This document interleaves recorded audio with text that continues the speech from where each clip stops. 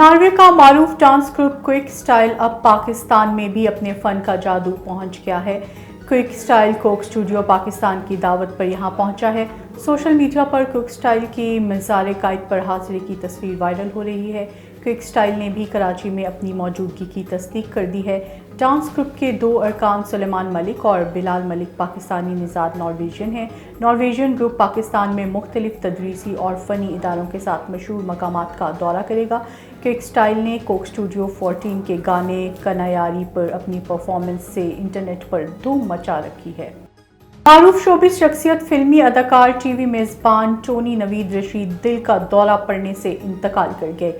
ایک فلمی صحافی سے لے کر فوٹوگرافر تک ٹی وی کی مشہور شخصیت اور فلمی اداکار ٹونی نوید رشید کو دل کا دورہ پڑا، جو کہ جان لیوا ثابت ہوا۔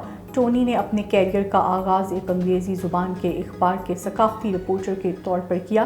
ان کے انتقال کی خبر نے تفریحی برادری کو صدمے سے دوچار کر دیا ہے، جبکہ سوشل میڈیا کی ٹائم لائنز پر دعاؤں کا سلسلہ جاری ہے۔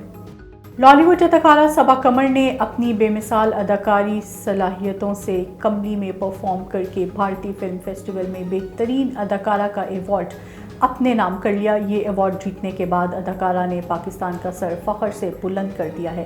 جیسا کہ یہ جانتے ہیں کہ وہ اپنی محنت کے بدلے پہلے بھی ایسے اعزاز لے چکی ہیں، لیکن ایسا لگتا ہے کہ اس نے ہمارے پڑوسیوں کو بھی ایسا سوچنے پر مجبور کر دیا۔ سرمد کھوسٹ کی فلم کملی میں صبا قمر، ثانیہ سعید، نمرا پوجا اور دیگر نے اداکاری صلاحیتوں کا مظاہرہ کیا۔